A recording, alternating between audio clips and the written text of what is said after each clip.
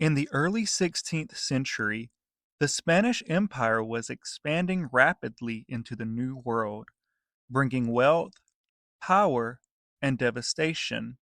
Amid the violence and exploitation of the indigenous people, one man stood up to condemn the horrors he witnessed.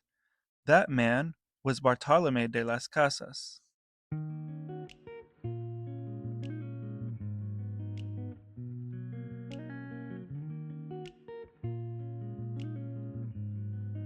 Bartolome de las Casas was born in 1484, at the dawn of Spain's age of exploration. He first traveled to the New World in 1502, accompanying his father to the island of Hispaniola, what we now know as the Dominican Republic and Haiti. There, like many Spaniards, de las Casas initially participated in the encomienda system, a brutal regime that exploited indigenous labor. But his perspective changed. Witnessing the suffering and mistreatment of the native peoples, he underwent a profound transformation. By the 1510s, he had become a fierce advocate for their rights, ultimately dedicating his life to defending the indigenous populations from further harm. By 1542, Bartolome de las Casas published what would become his most famous work, a short account of the destruction of the Indies. In this book, he lays bare the atrocities committed by Spanish colonizers against the indigenous people of the Americas. It was a scathing indictment of colonial practices that shocked Europe. Let me share with you an excerpt from this harrowing account, where Las Casas describes the brutal treatment of the native people in the early years of Spanish conquest.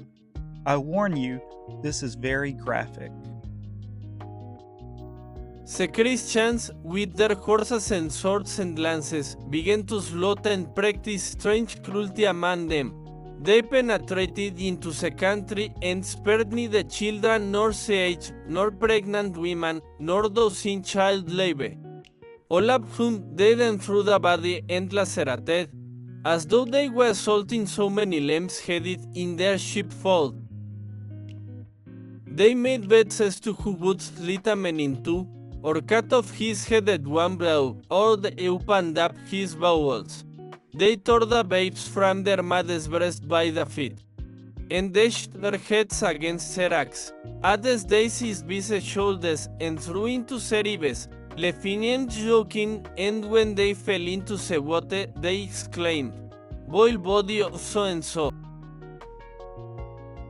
They spitted the bodies of the babes, together with their mothers and all who were before them on their swords. They made a gallows just high enough for the feet to nearly touch the ground, and better things. In an endeavor sofa were redeemer and set 12 apostles. They put wood underneath, and, with fire, they burnt the Indians alive. They wrapped the bodies of others entirely in dry straw, binding them in it, and setting fire to it. And so they burned them. They cut off the hands of all they wished to take alive, made them carry them fastened unto them, and said, "Go and carry letters, that is, take the news to those who have fled to the mountains." Bartolome de las Casas' account shocked Europe and deeply influenced Spain's policies in the New World. His writings helped prompt the passage of the New Laws in 1542, which sought to limit the abuse of indigenous people by colonizers. But despite these laws, the atrocities continued and the exploitation of the native population persisted.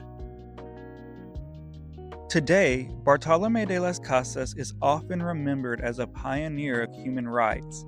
His relentless advocacy for the indigenous peoples of the Americas forced Europe to confront the brutality of its colonial practices. Yet despite his efforts, de las Casas remains a controversial figure.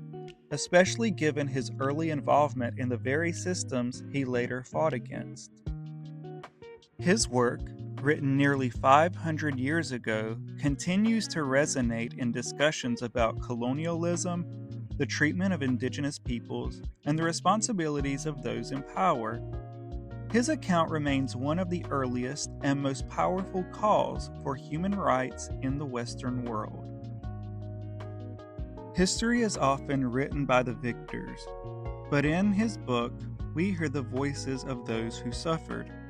Bartolome de las Casas reminds us that no empire, no conquest, and no ambition should come at the cost of human rights. And that's history. Thanks for watching. If you found this video insightful, don't forget to like, subscribe, and hit the notification bell to stay updated on future episodes. And as always, keep asking questions, because history is never just about the past.